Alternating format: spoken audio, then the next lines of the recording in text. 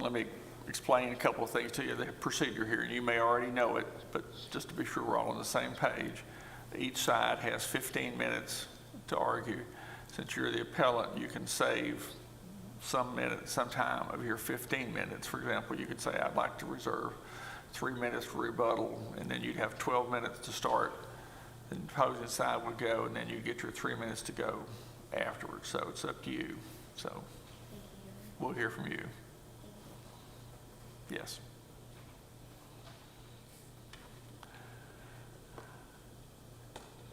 Here, what if we could, let's set the microphone, or you got, that's fine. That'll work fine. Thank you. May I? Yes. I would like 2 minutes for rebuttal, please. 2 minutes? Yes, please. That'll be fine.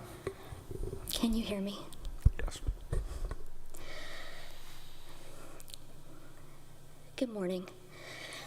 It's a privilege to be here, and I'm grateful. May it please the court, my name is Kelly Martin, the appellant and plaintiff in this matter. At the heart of my appeal lies a pattern of procedural irregularities and legal errors that fundamentally compromise the fairness of the trial proceedings.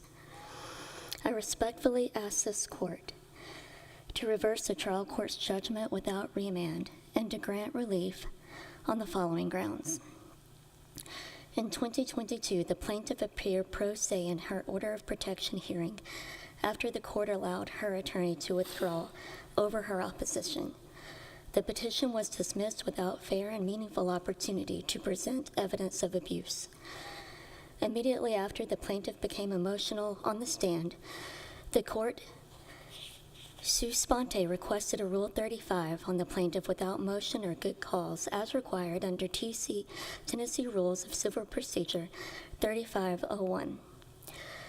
Despite her cooperation, the court imposed attorney's fees absent bad faith in violation of TCA 35103C.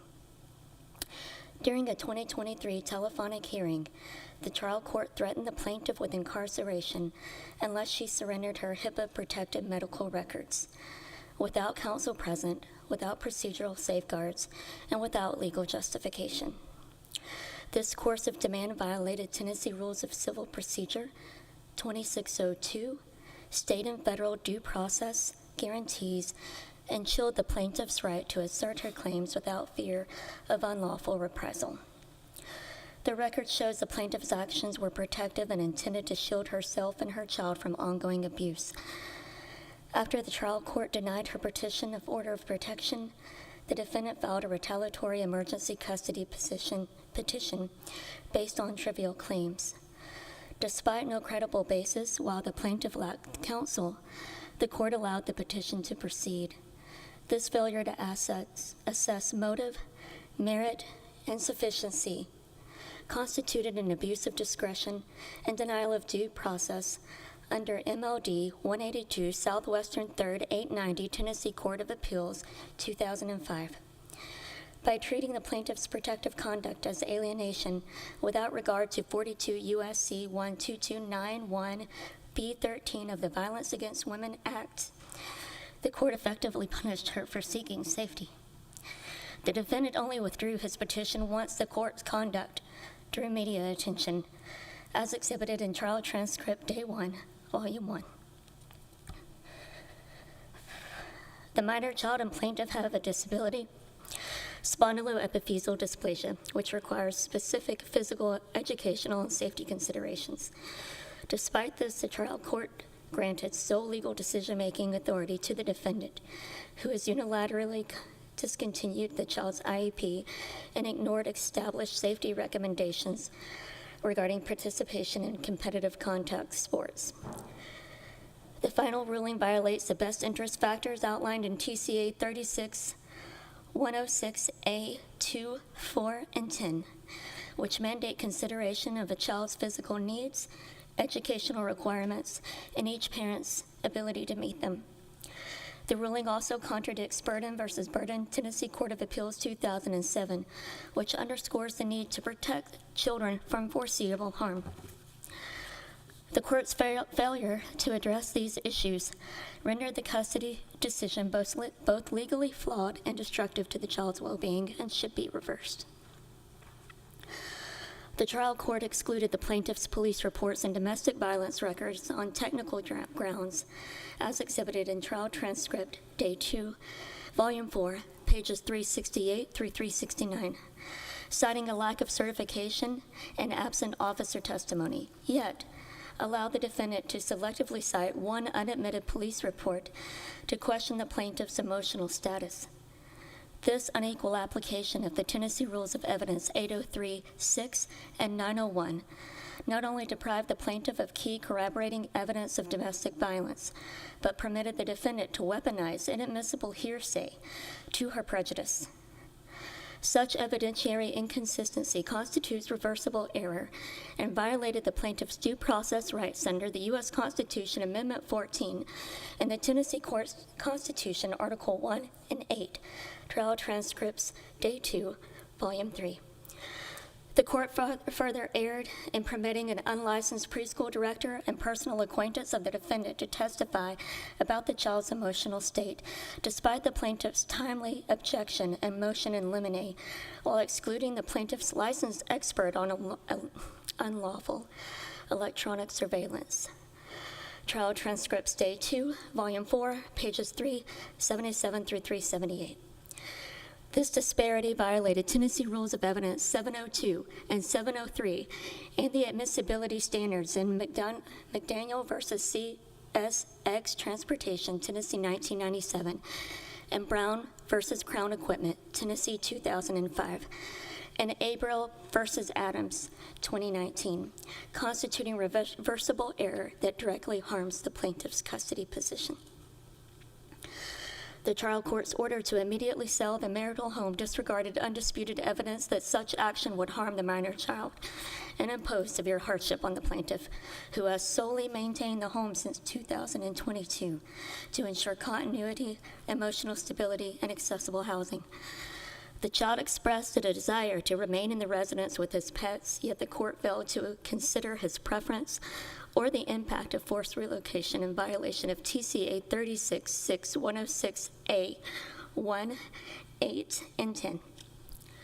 The court also ignored the plaintiff's financial contribution and post-divorce needs, contrary to 36-4-121C 5 and 8.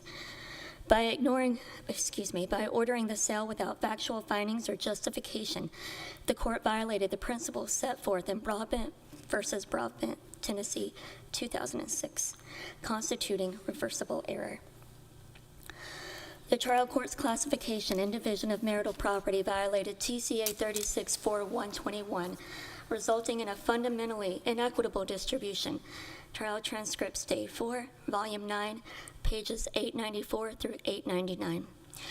In misclassified assets and direct contravention of 36-4-121B 1 and A, and failed to apply the statutory equitable distribution factors under 36-4-121C, including the parties' financial and non-financial contributions, marriage duration, and post-divorce needs. The court assigned $137,360.76 to unidentified items in Exhibit 20 not awarded to husband without evidentiary support, effectively double counting assets already granted to the defendant. These errors violate the standard in Owen v. Owen, 241 Southwest 3rd, 478 Tennessee Court of Appeals, 2007, which require divisions to be fact-based and supported by the record. Additionally, the court failed to award the plaintiff an equal share of retirement assets, further deepening the inequity between parties. This pattern of misclassification, unsupported valuation, and omission of key statutory considerations constitutes reversible legal error and demands proper reallocation.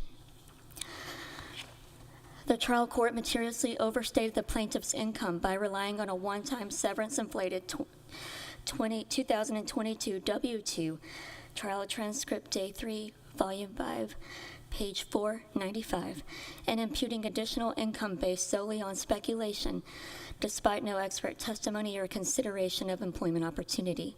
Trial transcript day 2, volume 3, pages 249 through 251. This unsupported assessment ignored systemic barriers and was used to deny child support, retroactive arrears, and alimony, despite the defendant's substantially higher and stable six-figure income. These actions violated the Tennessee Comptroller's Rules and Regulations 1240, 02, 04, 04, and 05, which require that income be based in actual, not aspirational, earnings.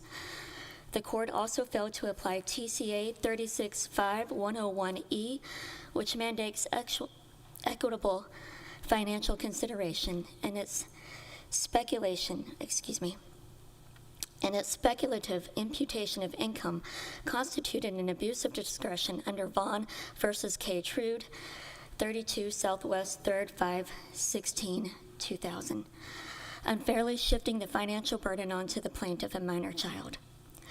The plaintiff provided sworn testimony of abuse. Trial transcripts, day 1, volume 1, corroborated by her adult son's sworn testimony of abuse. Trial transcripts, day 3, volume 5, page 398 through 408. The plaintiff submitted admissible video and photographic evidence of domestic violence and coercive control, exhibits 1 through 10 and 34 through 35. In addition to evidence that the court declined to admit, the record reflects the plaintiff's request for a jury trial, but her request was denied without explanation.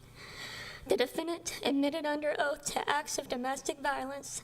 Trial transcript, day 4, volume 8, page 815. And the defendant disclaimed any interest in the marital home. Trial transcript, day 4, volume 8, page 735 through 736. The plaintiff also testified to treatment for depression and anxiety linked to the abuse. Trial transcript, day 2, volume 3, page 285. And the weaponization of my sadness and fear will end today. The most devastating part of this process is not being believed and being stripped of the tools necessary to properly advocate for myself and my children. The court has both the authority and responsibility to safeguard due process and enforce the rule of law. I am only asking for fairness. I am asking this court to affirm that the law applies equally to everyone, including mothers seeking protection, children with disabilities, and pro se litigants. For these reasons, the appellant and plaintiff in this matter respectfully request this court to reverse the judgment without remand and grant the following relief. Reverse the custody award and grant the appellant legal and custodial designation with sole decision-making authority. Order child support and arrears based on accurate income data. Award alimony. Ensure the equitable division of marital property and retirement assets. Reverse the order of the sale of the marital home and the improper award of attorney's fees. Justice is a promise owed to every citizen that comes before the court seeking safety, fairness, and dignity. I pray the Court of Appeals corrects the legal errors in this matter and restores the trust I once had in our system. I pray the court protects those who stand alone and those who uphold the truth even when they're afraid. Thank you. Do you have any questions? I'm not hearing no questions, Ms. Martin. You have anything else for me right now? You have your time for rebuttal that you reserved. So. Thank you, Your Honor. Okay. We'll hear from the appellate. Good morning, Your Honors. My name's Ben Houston. May it please the court. I'm with the Knoxville Bar, and I represent the appellee, Nghia Trong Van, in this case, who is the husband and father of the minor child at issue in this divorce case. This is a divorce case that involves a 40-year-old husband and a 45-year-old wife. There is also a minor child who, at the time of the trial in this case, was 11 years old. The parties were married in 2011, and the wife has her doctorate degree in social work. The husband's highest level of education is a high school diploma. He is a software systems engineer. The evidence in the record, I think it's important to highlight, shows that unfortunately there is a history here on the mother's behalf of falsely calling 911. There is numerous incidents in the record, including on October the 22nd of 2019, and other instances where the mother would call the police, and even in her own testimony at the trial in this case would acknowledge that she was calling the police even though she hadn't actually been physically abused.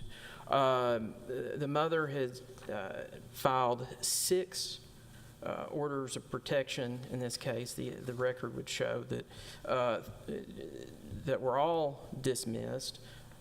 Many of those were dismissed without the issuance of an ex parte order. However, eventually, during the course of the divorce case, an ex parte order was granted. As a result of that ex parte order, the father in this case was not able to see his son for a period of months. When he was finally able to once again have co-parenting time with the son, it was discovered that the mother had taken him out of public school where he was engaged in numerous extracurricular activities, including the chess club, including the cooking club. The mother also has a history of mental health issues. There is evidence in the record of this, including the mother's own acknowledgement of such. She does have diagnoses of depression, anxiety, and panic attacks. She'd previously been treated for mental health issues, but she no longer, she testified that she hadn't treated with a mental health provider since June of 2022. She didn't know, she couldn't recall at the trial why she stopped treating or whether the doctor ever recommended that she stop treating. There were numerous witnesses, not just the father, but also Philip Beckwith Jr. and even the mother's older son, Gabriel Young, who all testified about concerns about the mother's mental health. As a result of this, there was a motion made for a Rule 35 evaluation, which the court properly granted. The mother actually consented to the grant of this motion. There were also problems during the trial with the mother failing to comply with discovery requests, not only in the context of the Rule 35 motion, which she was ordered to submit to the psychological evaluation, which she failed to do, and she consented to that. According to the record before this court, the mother consented to that. Now, she later changed her mind, but she consented to that. It was ordered.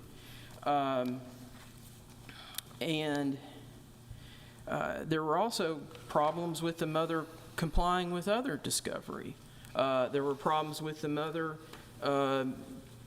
not complying with local rules that made it more difficult, quite frankly, for the trial court to equitably apportion the property in this case, because the mother failed to comply with the requirement of cooperating to create a joint asset list. The mother complains on appeal about numerous issues related to property division, but she didn't offer really any testimony in the record about many of the items of personal property as to what they were actually valued. Getting to some of the issues before the court that have been raised with regard to the mother's arguments related to property distribution, and for that matter, all of her issues that she's raised on appeal. The briefing in this case by the mother fails to comply with Tennessee Rule of Appellate Procedure 27, Tennessee Court of Appeals Rule 6, and Tennessee Court of Appeals Rule 7. The initial brief doesn't have a table of contents. It doesn't have a table of authorities. There's no statement of facts. It has only 2 references to the appellate record. It has no references whatsoever to any case law and consists mostly of skeletal arguments, quite frankly. Then the mother and wife, in this case, filed a reply brief that also fails to comply with Tennessee Rule of Evidence, or Tennessee Rule of Appellate Procedure 27 and Tennessee Court of Appeals Rule 6. It also fails to include citations to the record on appeal, and it in support of her various assertions of fact. Today, the mother is raising issues that weren't even raised in her appellate briefing. There was no issues raised in her appellate briefing regarding the evidentiary determinations made by the trial court. And all of a sudden now, and before this court, she is arguing evidentiary issues. Obviously, the rules of appellate procedure don't permit you to raise an issue for the first time in oral argument. That is not permitted. So the mother has waived. Those issues are not properly before this court. There is also a reference to the Violence Against Women's Act. Once again, that was not brought up in either of the briefs that were filed by the wife in this case. With regard to the custody determination, it's our position that the trial court acted within its sound discretion by designating the husband as the primary residential parent. And in support of that determination, the trial court properly cited the mother's history of belittling the minor child in front of the father. On one occasion, the mother can actually be heard on tape. This is on Exhibit 56. She can be heard on a recording telling the father in the minor child's presence to get off your effing A. She can also be heard openly criticizing the father on another recording on Exhibit 56 because he was playing a version of tag with the party's child that was based on the movie Diary of a Wimpy Kid. There's another recording where she's heard telling the father, "You can't trust everything Nghia says," referring to the father. She also, at one point, she has told the minor child that the persons that the father is very close with and considers to be his family and calls them his family is actually not the father's real family, that they're his, quote, fake family. All of these things are highly detrimental to the minor child, and the trial court appropriately found that. As we've already covered, the mother has significant untreated mental health issues that haven't been properly addressed. The mother also,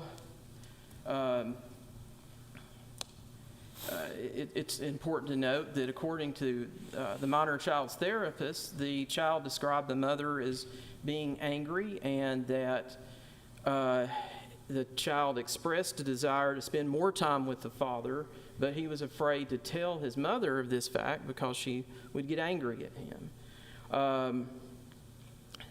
The mother's decision to abruptly end his therapy sessions was also detrimental to the minor child. The mother's decision to pull him out of public schools where he was doing well and participating in extracurricular activities was detrimental to the minor child. With regard to the claims of abuse, the trial court carefully went through those claims and made determinations of witness credibility on those claims in particular, and found that the claims of abuse were simply not credible. The case law is very clear that appellate courts must afford great weight to determinations that are based on witness credibility.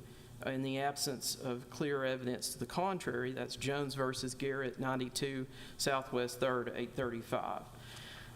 Where we would argue that the trial court erred, because I think the trial court got a lot right, but where we would argue the trial court erred is in ordering a co-parenting schedule that affords the parties equal co-parenting time. And the reason for the error here is twofold. Number one, the factors set forth by TCA 366106A clearly favor the father. That is evident by the trial court's own analysis. But also, this is clearly a case where, unfortunately, there has been a high level of conflict with the police being called, many times falsely called by the mother. And this court has held on numerous occasions in the, just a few of those cases, the Ramsey versus Ramsey case, the Rajendran versus Rajendran case, and the Darvarmanish versus Darvarmanish case, that it is not appropriate in a high conflict case to award, to order a 50-50 custody arrangement. And we would submit that in this case, it's simply not appropriate. It would be appropriate to, and in the minor child's best interest, the record would demonstrate, we would argue, that for the father to be awarded the majority of the time with the minor child. The trial court also appeared to rely heavily on the fact that the parties had been operating under a 50-50 temporary parenting plan for some time prior to trial, but Tennessee Code Annotated 366406E mandates that when entering a temporary parenting plan, the court shall not draw any presumptions from the temporary parenting plan. And that's actually the Burden versus Burden case, 250 Southwest 3rd, 899. So to sum up, we would argue that the trial court did err. The trial court got it right in terms of decision-making authority and its overall analysis of the 366106 factors, but the trial court erred by awarding 50-50 co-parenting rather than awarding the father the majority of the co-parenting time. Otherwise, we would argue that the trial court's order should be affirmed, with the sole exception of the co-parenting arrangement in terms of the number of days and the co-parenting schedule. But the decision-making authority should be affirmed on appeal. And the trial court, we would argue the trial court got it right with respect to the property distribution issues. Finally, Your Honors, I would argue that this is a case that is appropriate for an award of attorney's fees pursuant to Tennessee Code Annotated 365-103C, or alternatively pursuant to Tennessee Code Annotated 27-122. Unless there are any questions, that's all I have. Once again, we would just ask that the court affirm in all respects, except that the court should remand for entry of a parenting plan that awards the father the majority of the co-parenting time. Thank you. Thank you. Ms. Martin, you have your time for rebuttal now.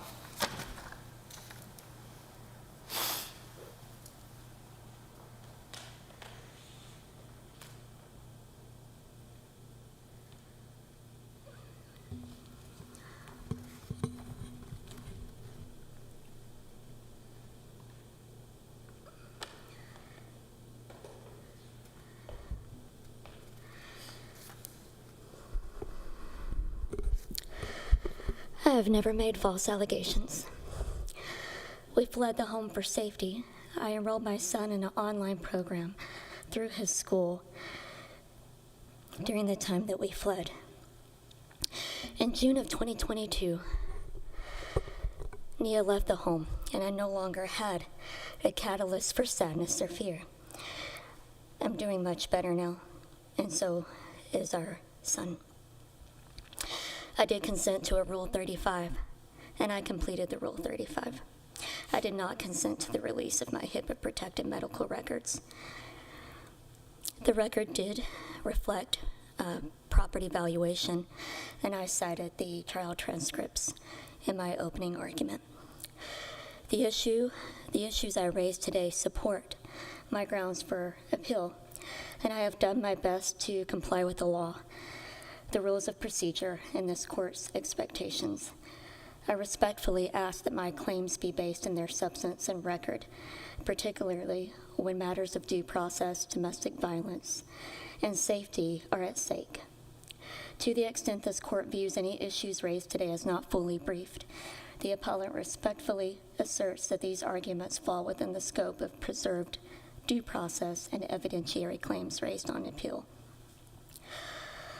The trial record includes sworn testimony and photographic evidence, video evidence, and witness testimony from myself and my adult son regarding the abuse. The evidence that the appellee has referenced has not been authenticated and is based on hearsay.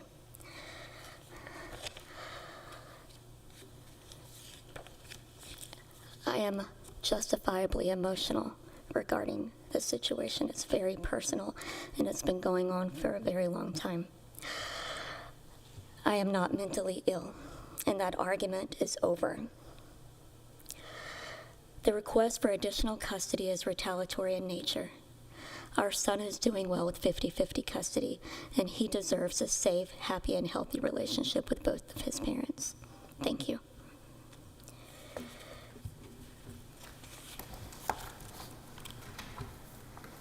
Ms. Martin, let me explain the process from here on out, and you may already know, but let me make sure we're all on the same table, or same approach.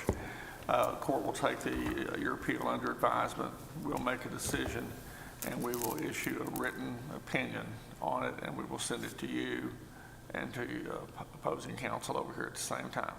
Okay? Adjourn court until our regular next scheduled docket in July.